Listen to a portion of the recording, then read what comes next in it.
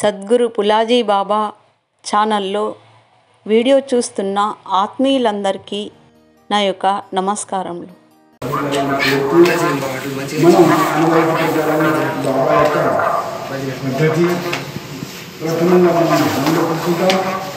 తర్వాత సత్సంగం, తర్వాత ఆలకి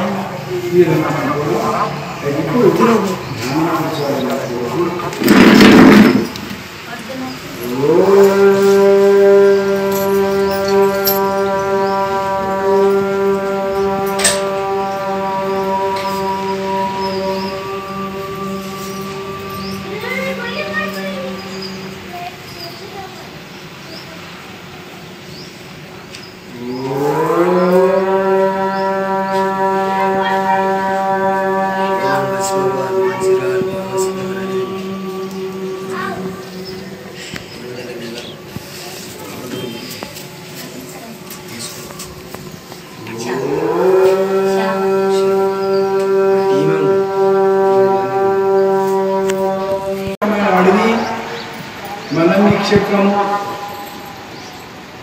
పాట్నాపూర్ ఆ క్షేత్రంలో 12 సంవత్సరాలు కఠోర తపస్సు చేసి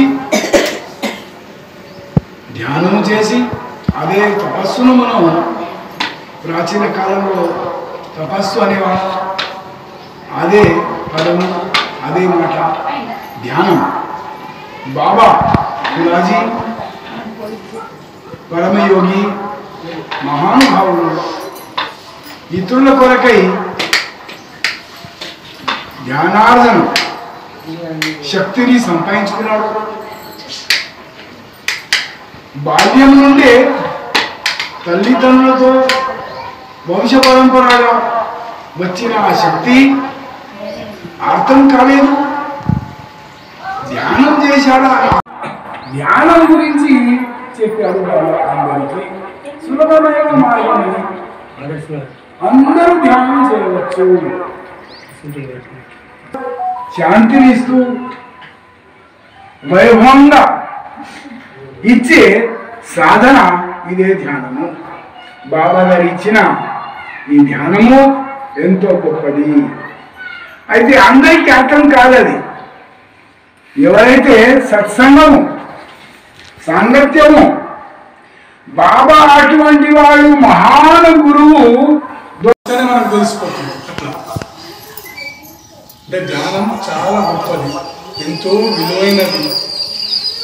ప్రతి జీవి, ప్రతి మనస్సు మనము ధ్యానం చేస్తే మనకు ఏదైనా కానీ లోటుపాటు ఏదైనా ఉండే కానీ తొలగిపోతుంది. మనం ముందు అంటే ధ్యానం అనేది ఎట్లా చేయకుండా ఏమవుతుందంటే ధ్యానం ఎప్పుడు చేయాలి, ఏ విధంగా చేయాలి. సహజంగానే మనం ధ్యానం మీద ఇట్లానే కూర్చొని సాదశీలుగా మనము పడుకునేటప్పుడు ఎట్లా మనం శ్వాస తీసుకుంటామో అదేవిధంగా మొట్టమొదటిసారి ఎక్కడ చూడమంటారు, ఎక్కడ చూడమంటారు అంటే ఏది చూడకున్నప్పటికీ కూడా మనం శ్వాస మీద ధ్యాస, మనం పడుకునేటప్పుడు ఏ విధంగా మనం శ్వాస తీసుకుంటాం, ఏ విధంగా మనం వదులుతాం, అదే శ్వాసని కొంచెం దృష్టి సారించాలి. వసంతి అదే శ్వాసని కొంచెం మన దృష్టి అంటే ఇది ఒక్క శరీరం ఆంజనేయుడి రావణుడి ఎలా ఒక పర్వతమైంది అలా ఇక్కడ అంటే మనం ఇక్కడ చూపించింది కరెక్టే. ముందు పురాణాల్లో, రామాయణంలో, భారతంలో, కృష్ణ భారతంలో వాళ్ళు చెప్పి వాళ్ళు సాధన చేసి వాళ్ళకి అక్కడ నచ్చింది. కానీ మనం అలాగే ఆచరణలో తీసుకోవాలి, అనుభవంలోకి తీసుకుంటే అవును ఇది నిజమే, ధ్యానంలో ఇన్ని ముద్రలు ఉన్నాయా, ఇన్ని అనుభవాలు కలుగుతాయా, ఇన్ని సాక్షాత్కారాలు అవుతాయా, దైవ శక్తులు మనలోనే ఉన్నాయి. ఆ సాక్షాత్కారాలు మనం పొందాలి.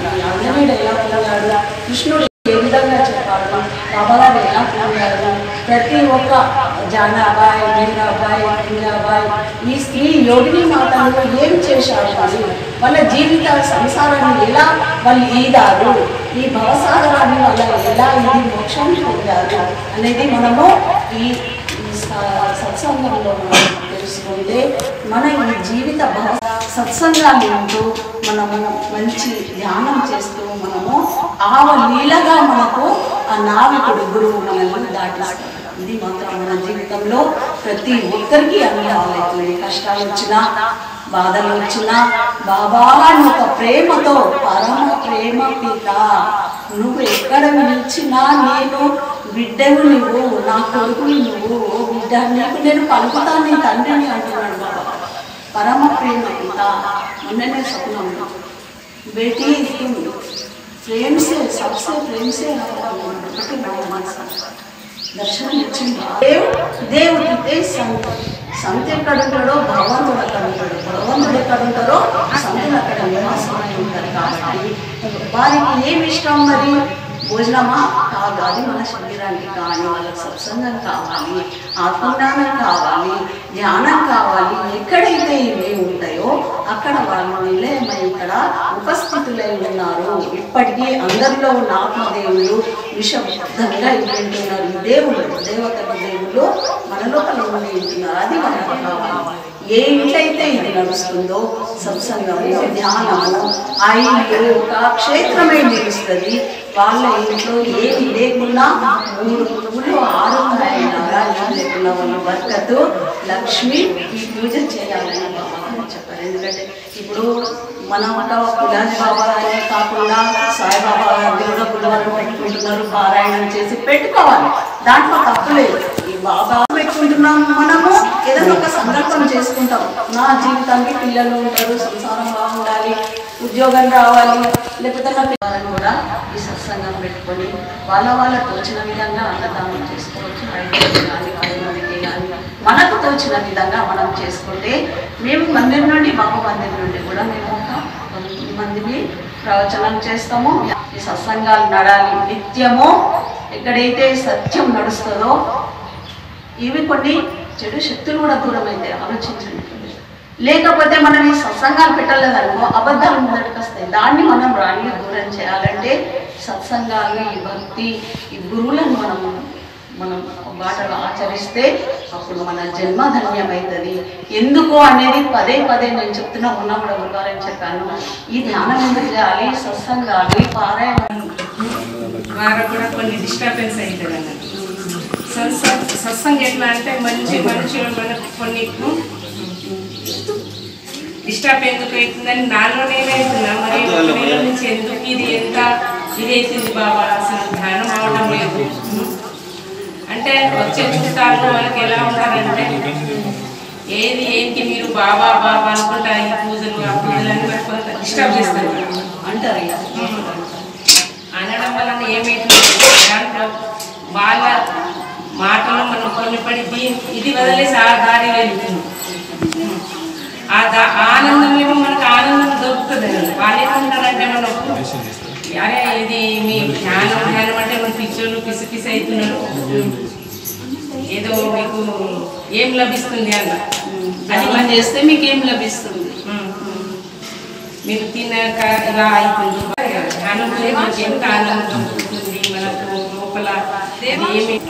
అందులో ఇది ఎందుకైతుంది బాబా మరి అసలు నాకు దేని వల్ల ఇదైతుందంటే నేను వాళ్ళతో తిరగడం వల్ల డిస్టర్బ్ అవుతుందా, నేను ధ్యానం చేయడం వల్ల డిస్టర్బ్ అవుతుందంటే ధ్యానం చేస్తలేదు 1 month నుంచి. ధ్యానం చేస్తలేదు అయితే అసలు ఇంట్లో కోపం రావడం ఏదో జరుగుతుంది. సార్ అంటున్నారు ఏందమ్మా నువ్వు ధ్యానం చేస్తలేవు రీత, అసలు వాళ్ళకి వండి పెట్టేయాలి మీరు పని మీరు చేసుకోవాలంటే ఏమి అయినా అలా అంటారు. మీరు ధ్యానం అట్లా మర్చిపోయింది. నేను ఎలా మర్చిపోతాను అసలు. అందులో మన ఇంట్లో డిస్టర్బ్ అవుతుంది అసలు. అంటే నేను అనుకున్న నాకు 1 month నుంచి ఇక ఎట్లా చేయాలి బాబా, నేను నిర్మల్కి వెళ్ళాలా ఎక్కడ ఇలా తల్లిదండ్రులు ఇంటికి పోతే కూడా నాకు అక్కడ కూడా డిస్టర్బ్ అయ్యాను.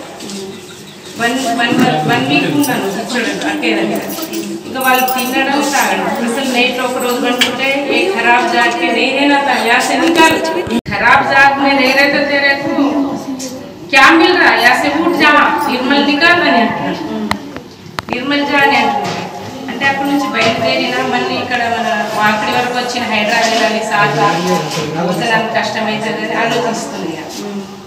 వచ్చేసిన తర్వాత ఇక్కడ నిర్మల్ ఇంకా అందరినీ కలవాలి, ఎందుకు ఇక్కడ కూడా ఎందుకు ఇట్లా బాబా వల్ల మనకి ఇన్ని మార్పులన్నీ చూపించిండ్రు. మన వల్ల అయితే భగవంతుని వల్ల అయితే కాదు డిస్టర్బ్, తప్పు కాదు. మనకు నిర్మల బాబా అంటే శక్తులు ఇచ్చింది ఇక్కడ. అది నాకు మనుషులు ఇది నాకు చెప్పకండి అంటే మనం చాలా ఆశీర్వాదం ఇచ్చింది నిర్మల ఒక సిరిడి ఫస్ట్ సిరిడి పట్నాపురం బాబా మనకు నిర్మలలో చాలా మంచి ఒక శక్తిని ఇచ్చిండ్రు. అందులో ఒక 3 కుటుంబ ఆ శక్తిని మనము దాన్ని కాపాడుకుంటాం నిర్మల. అరే ఎవరిష్టం అంటే మనకు కావాలంటే మనకు అంటే మనకు ఇది పని అయితేనే బాబు దగ్గర పోవడం అది కాదు.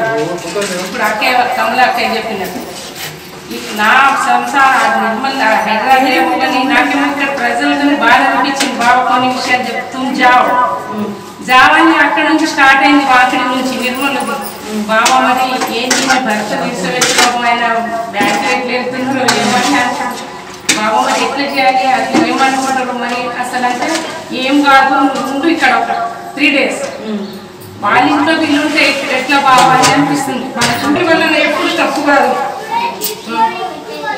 అంటే మనం పని జరుగుతూనే నేను బాబా మార్గంలో ఉంటాను. ఈ పని అయితేనే చేస్తానంటే అది చాలా తప్పు. మందిరికి వచ్చారా మరి మీరు? అంటే నేను నా తప్పన సరితపై ఇంట్లో జరుగుతుంది రాత్రి నుంచి మొన్న. ఇక్కడ చాలా భక్తులు మారిపోయారు. ఎందుకంటే నేను చెప్పే నాకు హక్కు లేదు. ఇది నేను కూడా పలుకుతలేను. ఎందుకు మారిపోయిందంటే అంటే మన భగవంతుడు బాబా పోయినాడు. బాబా ఎక్కలేడు. బాబా ఇప్పుడు ఇక్కడే ఉన్నారు. మీరు ఆత్మ సాక్షి వస్తే అందరికీ అనిపిస్తాడు అసలు. అయితే బాబా మరి ఎందుకు అట్లా జరుగుతుంది ఎందుకు ఇట్లా మారిపోతుంది అంటే మొన్న వచ్చి ఏదో చెప్తుంది అని అనుకుంటారు కదా అని నేను చెప్పన్న వద్దా అని ఇట్లా సరే అనుకుని బాబాని నమ్ముతాం. ఇంకా ఆ శబ్దం అక్కడ నుంచి మన వస్తుంది. తుమ్ బోలో హిందీ మీద బాబు చెప్తున్నాడు. హౌర్ బోలోస్కు కైకు బార్ జారి అని అంటున్నాడు. అంటే బాబా మనకు గుర్తు చేసిండ్రు కదా. అయితే ఇప్పుడు రమ్యను సడన్గా అడిగినాయి బాబా వాడి వచ్చేసరికి అడిగేసరికి అంటే అవునంటే నేను మొక్కుకున్నాను కానీ ఇప్పుడు నా పని అయిన తర్వాత చేస్తాను అని అంటాను. కాదమ్మా అట్లా కాదు, పని చేసేవారు భగవంతున్నాడు, మన పని మనం చేసుకోవాలి అని చెప్పండి. అయితే ఈ సత్సంగం వలన ఏమంటే మనం వేరే దారిలో వెళ్ళేసరికి మళ్ళీ సత్సంగం వలన అరే నేను ఏదో తప్పు చేస్తున్నా కదా అని మళ్ళీ ఆ దారికే వస్తుంది. అట్లా సత్సంగం ఎందుకంటే ఇది మనకు ఏ అయిపోయింది నా పని ఎందుకు ఎన్ని మొక్కిలు చేసినా బాబోలో ఏమి కాదని మనం వేరే దారి వెళ్ళిపోతున్నాం. వేరే దారి